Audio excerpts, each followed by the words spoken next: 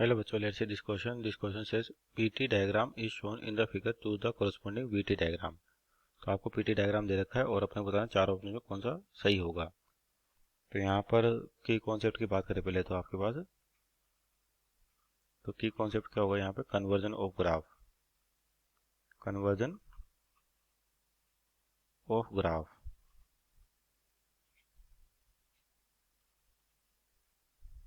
तो यहाँ देखिए ग्राफ जो दे रखा है वो PT यानी प्रेशर टेम्परेचर ग्राफ दे रखा है।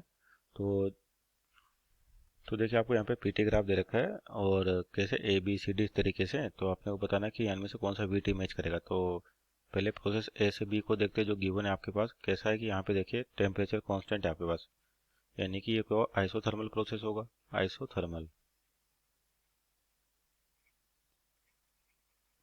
इसमें टेम्परेचर आपका कांस्टेंट है। तो ए से बी अपने पास कौन सा प्रोसेस है आइसोथर्मल।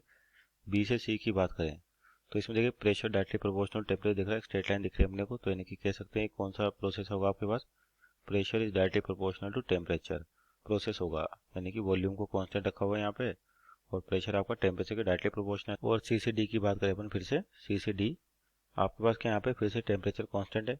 टेम्परेचर कांस्टेंट मीन्स फिर से आइसोथर्मल हो गया। तो अपने को बताना कि कौन सा ग्राफ बनाना है कि वीटी ग्राफ बनाए इसका। तो यानी कि यहाँ से जो प्रोसेस है उसके अकॉर्डिंग वीटी ग्राफ बनाए अपन, यानी कि बिलो आपके पास वॉल्यूम टेम्परेचर ग्राफ। तो ए से बी की बात करते हैं टेम्परेचर कांस्टेंट इसका pressure directly proportional pressure inversely proportional to क्या होगा वॉल्यूम होगा, यानी कि बॉयल्स लॉ होता है आपके पास ये।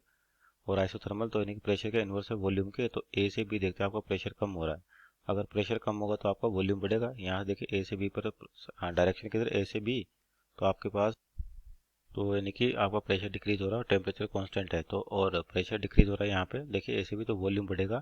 इसका मतलब आपका जो प्रोसेस रहेगा ए से बी कुछ इस टाइप का रहेगा, वॉल्यूम बढ़ता हुआ टेम्परेचर कांस्टेंट। उसके बाद बी सी की बात करते हैं pressure directly proportional to temperature, यानी कि वॉल्यूम कांस्टेंट इस बार आपके पास। और इसमें देखिए बी से सी जा रहा है आपका टेम्परेचर बढ़ रहा है, टेम्परेचर बढ़ रहा है इसका मतलब प्रेशर भी बढ़ेगा। इसका मतलब आपके ग्राफ ये हो जाएगा। ये तो हो गया ए से बी और ये देखो बी से सी। और सी से डी को देखो फिर से आइसोथर्मल है। तो यहाँ पर क्या हो रहा है वॉल्यूम प्रेशर फिर से यहाँ प्रेशर फिर से डिक्रीज हो रहा है। प्रेशर डिक्रीज होगा इसका मतलब आपके पास वॉल्यूम बढ़ेगा। कौन सी इक्वेशन से इसी से कह सकते हैं आपके पास वॉल्यूम बढ़ेगा क्योंकि प्रेशर कम हो रहा है टेम्परेचर कांस्टेंट है। तो कुछ इस टाइप से आपका सी डी ग्राफ होगा। तो यहाँ चेक करते हैं कि कौन सा ऑप्शन सही होगा आपका। तो ऑप्शन नंबर जो आपको डी दिख रहा है इसका राइट आंसर होगा। Hope you understood well, best of luck.